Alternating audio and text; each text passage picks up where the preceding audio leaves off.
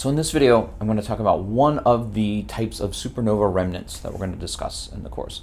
We've talked about how in the last stage of evolution of very massive stars, which try to extend the process of nuclear fusion to the point of iron nuclei and beyond, that process stops creating energy. The core of those stars cools catastrophically, and gravity causes the core of that star to collapse. The rebound of that collapse is what causes a supernova explosion that blows a star up. The question is, what happens to that collapsing core that reaches that sort of maximum density that the gravity can push that matter to? And that's what we want to talk about today. As the core collapses, it squeezes all that matter together. And what is that matter? It's atomic nuclei, from hydrogen, helium, up through carbon, nitrogen, oxygens, all the way up to iron. In that process, we'll fuse elements heavier than iron. Some of those get blown out of the star in the supernova explosion. But in that core, those protons and neutrons and those heavy atomic nuclei are being forced together at unimaginable pressures, even millions of times higher than the pressure at the center of the sun, which is already 1 trillion times the atmospheric pressure on the Earth. What kind of matter does that create? In order to understand that, we have to understand the matter around us and what it consists of. The matter around us consists of atoms that have protons and neutrons in the nuclei and electrons that surround those. In a star, this matter exists as a plasma. The electrons aren't bound to the protons and neutrons. They can kind of zip around however they want.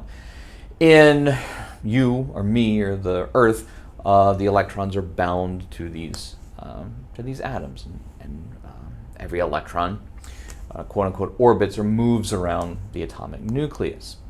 Over the process of billions of years, these hydrogen atoms in a star are fused to helium and heavier elements, but the positively charged protons still repel one another, and the negatively charged electrons still repel one another, and it's those forces that keep gravity from pushing the matter closer and closer together. As we fuse into heavier and heavier nuclei, these, say, what's this, like a 1, 2, 3, this is a carbon nucleus, this is maybe an oxygen nucleus, exert a repulsive electrical force on it, because this has got 6 protons in it, and this has got 8 protons in it, and those positive charges repel one another. You can't squeeze them any closer together without exerting a huge amount of force. Well, in the collapse of one of these supernovas, there is a huge amount of force pressing these particles as close together as we can get them. What happens when we get them so close that we overcome that repulsive force? In a white dwarf, which is how our sun will wind up, the repulsive force that keeps gravity from squeezing it any further is the repulsive force between the protons, the repulsive force between the electrons, and what's called electron degeneracy pressure. 2 electrons aren't allowed to be in the same quantum state. This is a rule of quantum mechanics. It doesn't have an analog in the kind of classical physics you learn about in college physics. If you took a chemistry class and learned that the electrons in an atom are all in different energy levels, they're all in different orbitals. You can't just put all the electrons in a carbon atom in the 1s orbital. They won't let that happen. That rule that keeps that from happening is called the Pali exclusion principle. The Pali exclusion principle says 2 electrons are not allowed to occupy the same quantum state. So if you take a whole star's worth of electrons and squeeze them together in a tiny little space, those electrons have to share the available energy space, and some of them have to have a higher energy, and that results in the effect of an outward pressure that keeps the star from being pushed together, keeps those electrons from being pushed into the same energy level, essentially. Well, that force has its limits, and if you get enough of a gravitational crushing force on these electrons, you can push them so closely together that electron degeneracy pressure, it's hard to say, electron degeneracy pressure is not enough to hold up against the force of gravity. What happens then is that the electrons are pushed so hard to the protons that it becomes energetically favorable for the protons and the electrons to combine with one another. If the protons and electrons combine, that kind of gives up an energy slot for another electron to step into, and it lowers the energy of the whole system. So without going into the nitty-gritty details of this, we talked about when we talked about nuclear fusion, and then a process of nuclear fusion, an electron and a proton kind of become a neutron, although the process is a little more complicated than that and involves neutrinos and stuff. Let's not worry about the exact nuclear process that happens here. Suffice it to say that a positive proton and a negative electron can be squeezed together in some sort of way and become a neutron. So if you squeeze the core of this collapsing supernova hard enough, you will convert all the protons and electrons, or at least most of the protons and electrons, into neutrons. When you do that, there is no longer any repulsive force keeping the neutrons apart from one another. And you can squeeze those neutrons into a smaller space. So what happens in this collapse is that you squeeze the core beyond the point of electrical repulsion, beyond the point of degeneracy pressure. You squish the protons and electrons together until you have a ball of neutrons that don't really repel each other until you get them to the point where they're occupying the same quantum state. But that happens when they're essentially touching. So you can squeeze the entire core of the star into a big blob of neutrons. And this big blob of neutrons is called a neutron star. A neutron star is a remnant of a supernova. It is what happens to the core when you squish all of the atomic nuclei and electrons to the point where they become a big ball of neutrons. What would a neutron star be like? What kind of object is it? Well, first of all, it's small because this is gravity squeezing down the core of a star to just a few tens of kilometers. I used to teach in New York City, so all my old presentations use New York City as a frame of reference. Here's New York, New Jersey, Queens. A neutron star would fit very comfortably between Secaucus, New Jersey, and Queens. Maybe 10, 15 kilometers across. If you prefer our own area, here's Chester, Hopewell, Colonial Heights, Petersburg down here. A neutron star would fit comfortably between Chester and Colonial Heights. So say about 10 kilometers.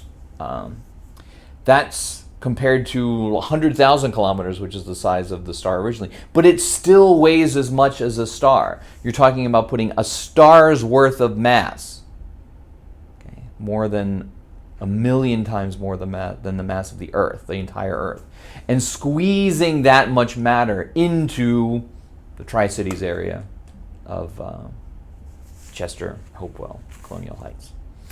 That means that the density of this object, the mass per unit volume, is unimaginably large.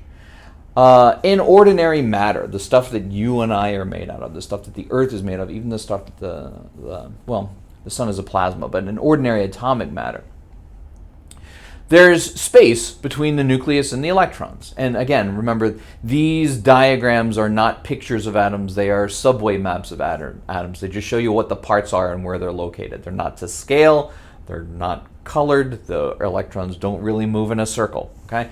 But if this was to scale, the nucleus would be so small that you could barely see it. It would be a tiny, tiny, tiny dot here. So there's a huge void of empty space in a atom. One of the analogies that's sometimes used is to get a sense of the scale of an atom.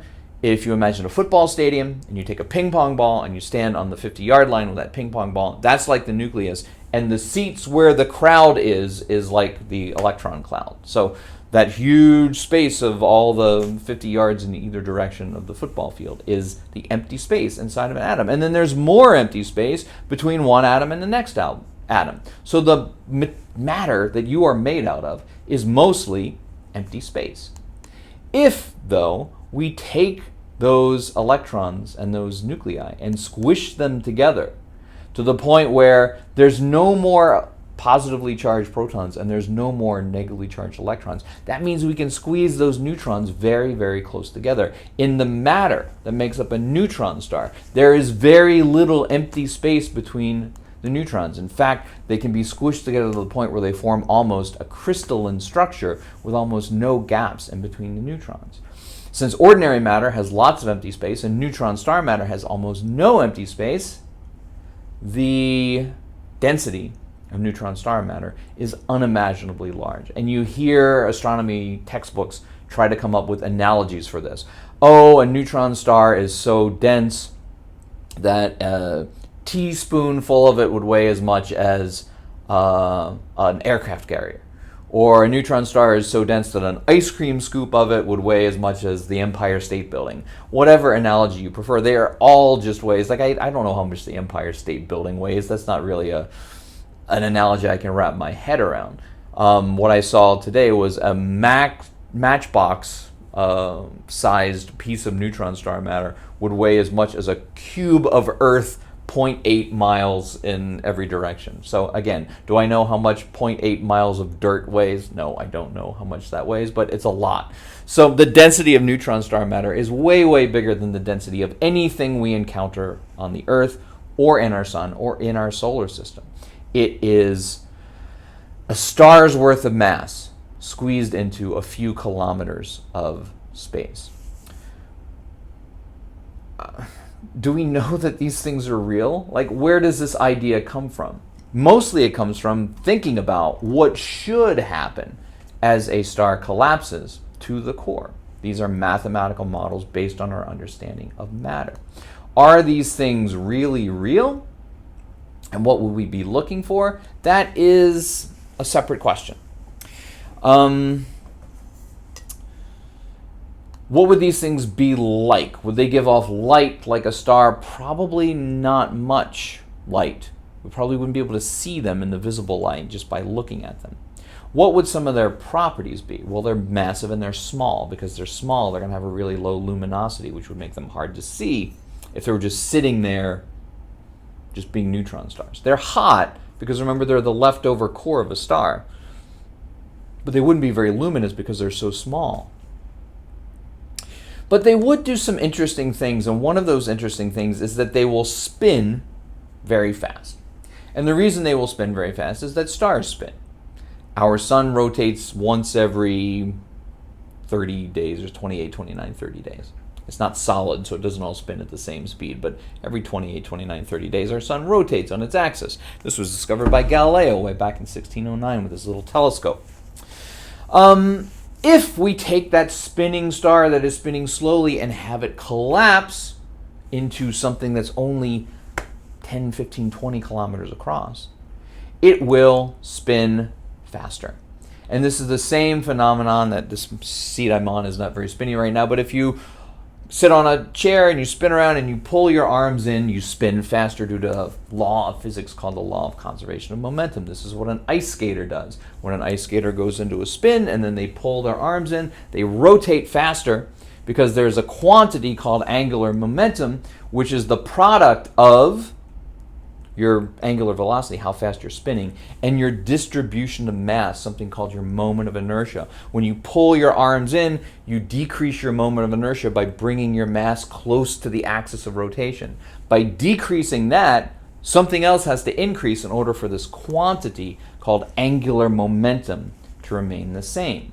Law of conservation of angular momentum is a very straightforward law of physics. If you've ever taken a physics class, you've heard of it. If not, you're familiar, at least, with the phenomenon. If you've got a spinny office chair in your house, you can try it. Put your arms. I usually put my arms and my legs out, and I spin around, and you pull your arms and legs in, and you will spin faster.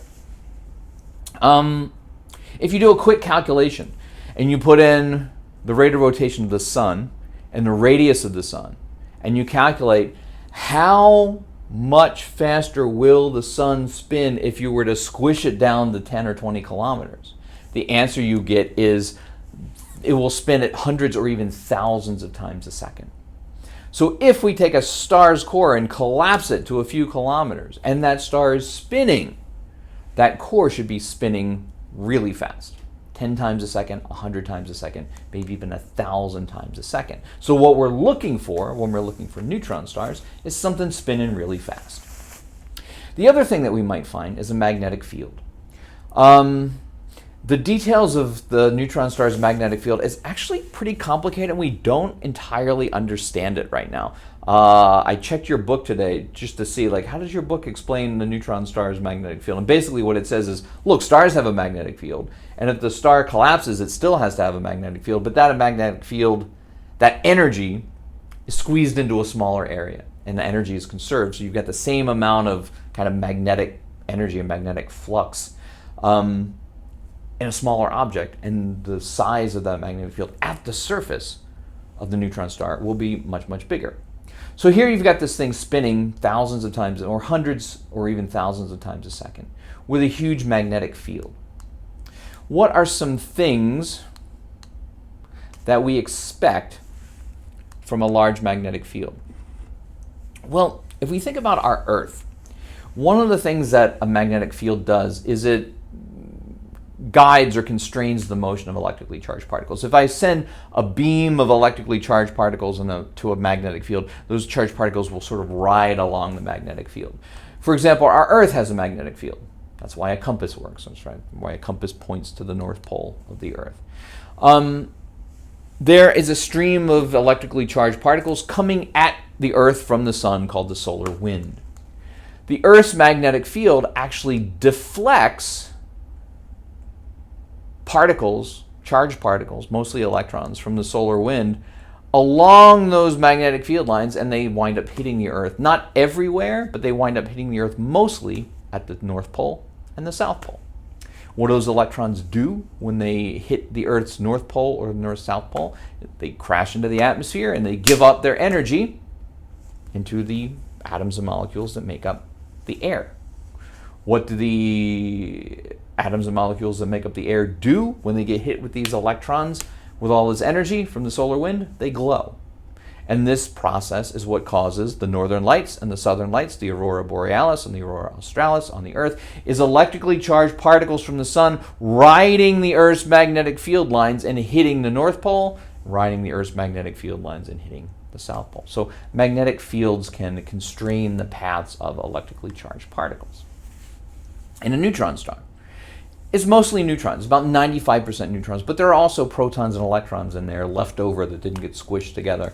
And those will wind up being preferentially guided to the poles of the magnetic field. So a lot of energy, a lot of energetic charge, moving electrically charged particles are going to be located at the North Pole and the South Pole, having ridden along in the inside of the neutron star, having ridden along the magnetic fields and finding themselves at the poles. So a neutron star will have a hot spot at the North Pole and a hot spot at the South Pole due to the magnetic field guiding the motion of any charged particles that are hanging around in there.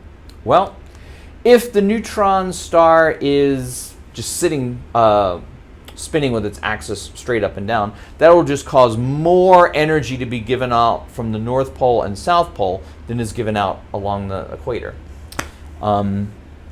If it was just sitting there, we wouldn't notice that. All we would notice is that it's bright if we're on the pole and it's not bright if we're not on the pole. But if we were just looking at it sitting still in space, we wouldn't know that. Unless, as it rotates, the axis of rotation and the axis of the magnetic field are a little bit off from one another. If the axis of the magnetic field and the axis of rotation are slightly tilted. This is true of the Earth. If you go get a globe and you look at the north part of the globe, the axis of the Earth's rotation is the place where the pole goes through the globe that it spins around, right? But if you look really closely around Canada or somewhere, or Greenland, you will find a little cross that says North Magnetic Pole. The Earth's North Magnetic Pole is not exactly on its rotational pole. They're a little bit off. Actually, the Earth's magnetic pole moves around as the motion of the swirling interior goop of the Earth changes slightly. The Earth's magnetic pole has actually, in history, flipped from north to south a few times every 100 million years or something like that. I'm not a geologist. I don't understand how that stuff works. But I do know that the Earth's magnetic pole and its rotational pole are not coincident. They're a little bit off. If you know how to navigate with a compass, there's a correction you have to put in depending on your longitude around the Earth. Your compass doesn't point towards the north rotational pole, it points to the north magnetic pole, and there's a little offset that you have to put in there to correct for that. Anyway, if the axis of rotation and the magnetic axis are not exactly lined up. This hot spot at the North Pole and the hot spot at the South Pole won't always point in the same direction in space. They'll wobble around like the top of a spinning top, which means they will shoot out like a lighthouse beam, not always in the same direction, but spinning. Just imagine hanging a flashlight from the ceiling off center so that it's hanging like this, and you give it a spin. That flashlight will spin like this, and the beam of the flashlight will make a circle on the ceiling. If we happen to be lined up with that circle, if we happen to be lined up with the searchlight beam of either the North Pole or the South Pole of this neutron star, we will see not just a constant stream of light, ultraviolet, radio, whatever radiation from this neutron star. Spoiler alert. We will see a varying blink, blink, blink, blink as this rotates and the searchlight beam sweeps through space. We will see, remember, possibly 100 times a second or 1,000 times a second, this pulsar blinking its light as the searchlight beam spins around tens or hundreds or thousands of times every second. This object, this blink, blink, blinking object, is called a pulsar. A pulsar is a neutron star. Pulsars and neutron stars are not two different kinds of things. A pulsar is a neutron star that happens to be lined up with us so we see the blinking of its North Pole sweeping by us several times a second. The first pulsar was discovered by Dame Susan Jocelyn Bell Burnell in 1967. She was just basically a research assistant at the time for a radio telescope that was designed to observe fast variations in radio signals. And in examining the signal from that telescope, she saw this periodic signal indicative of something pulsing radio waves into space. Nobody knew what it was at the time in 1967. In fact, the first pulsing neutron star signal, first pulsing radio signal that we detected from space, was jokingly called by some astronomers LGM-1. And the LGM stood for Little Green Men, which was a way to refer to space aliens, Martians, in the 1967. The idea that aliens would be little green men from space. LGM-1 was a joke predicated on the possibility that maybe this blinking radio signal is some kind of alien communication. Maybe it's some kind of alien communication beacon shining, flashing radio signals at the Earth hundreds of times a second. Well, that's not what it was. It's not an alien communication beacon. It is a spinning neutron star. And nowadays we know that pulsars are rapidly rotating neutron stars. How did we figure out for sure that that's what they were? We observed the Crab Nebula. We talked about the fact that the Crab Nebula is a supernova remnant. We know that because we saw this star blow up in the 11th century. We look in the center. What do we see? We see a tiny object in the exact center of the explosion. We observe it with an X-ray telescope or a radio. Well, we observe it with a radio telescope. What do we see? We see flash, flash, flash, flash. I don't know what the period of the Crab pulsar is. I think it's 100ths of a second. So we know this was a supernova. We know it's a star that blew up. We know that in the center there's one of these blink, blink, blinking things, and that's exactly what we expected a neutron star to be doing. Spinning real fast, giving off radiation preferentially at its north and south pole, and then causing this searchlight as it spins around on its axis. Nowadays, we look at it with a radio telescope and we see, an X-ray telescope. This is an X-ray image of the same object in the center, and we see this accretion disk. We see these jets which correspond to this searchlight beam sweeping out this pattern like a precessing top as the neutron star spins on its axis. So we are very certain that there's a pulsar in the center of the Crab Nebula. We have observed it. It looks exactly like we imagine a rapidly rotating neutron star should look. So we are fairly confident that this picture, that pulsars are neutron stars and neutron stars are supernova remnants, makes a coherent picture that we can say, yes, this is the last stage of stellar evolution of a very massive star. Stars 5-10 times more massive than the sun. So these things exist. We observe lots of them. We study them very carefully. We can actually measure as new material is collected by the neutron star's gravity, its mass increases and it squeezes it smaller and it actually spins, it actually speeds up over time. We can actually measure its changing period over time. Neutron stars are an active area of research. And we've only got a couple lectures worth of time to talk about them, so we can't talk about all the interesting things we know about neutron stars other than they're supernovae remnants. They exist, and this is how they behave.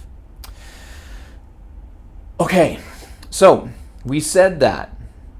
Oh, by the way, go back to that. Some of the highest energy light we have ever seen hitting our gamma ray and X-ray telescopes come from the region of space around a neutron star that is being excited by this rapidly rotating magnetic field. So electrons up to 450 trillion electron volts. That's it's about 20 times more powerful than our most powerful particle accelerators. Light from the core of the Crab Nebula. I said that if you've got a star's worth of mass squeezing in on the core of this collapsing supernova, that electron degeneracy pressure won't stop that collapse. Everything gets squeezed together into neutrons and you've got a neutron star. Why does a neutron star stop collapsing? Because the neutron degeneracy pressure, the fact that neutrons also obey this thing called the Pali exclusion principle, they can't all have the same energy, so you can't get them any closer together than a certain amount, that keeps them from collapsing. If you calculate the strength of that neutron degeneracy pressure and ask how much gravitational force can it withstand, the answer you get is about 3 solar masses worth of gravitational force. If you put 3 times the sun's mass in between Chester and Petersburg, and you let that mass push in on itself, that won't be enough to squish those neutrons any closer together. But what if you have more mass than that? There are stars more massive than 3 times the sun. There are stars that even after they blow up, the little bit that's left is still more than 3 times the mass of the sun. If you have more than 3 solar masses worth of material in this neutron star, then even the neutron degeneracy pressure, the fact that neutrons as quantum particles don't allow themselves to be in the same place. Put 5 solar masses of material inside of Petersburg, and suddenly that's more force than this repulsive quantum force. So what happens? According to our best available computations for what happens if you exert that much force on subatomic particles, the answer is we just keep squishing them and squishing them and squishing them and squishing them forever. In other words, there is no repulsive force we know about that can withstand 4 or 5 solar masses of material inside of a kilometer of space. There's just no repulsive force that can withstand that. So if you ask the equations of physics what happens, they tell you that that thing just keeps collapsing forever until it has a size of 0. That object is called a black hole. A black hole is, for now, a theoretical construct that is the result of putting a whole bunch of mass in a tiny, tiny space to the point where the density of that matter is so high that the gravitational escape velocity of that object is greater than the speed of light. The question we'll answer in a separate video is, first of all, is that true? Can an object pull on light so that light can't escape from it?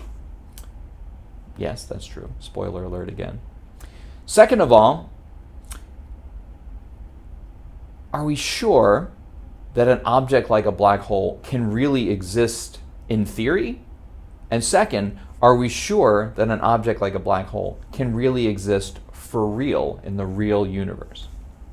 In order to understand the answers to those questions, we may have to talk a little bit about gravity, what gravity is, and our 20th century modern picture of gravity that came from Albert Einstein in the early part of the 20th century, called general relativity, where general relativity explains what gravity is in terms of the curvature of space-time. So we will talk about that in a separate video.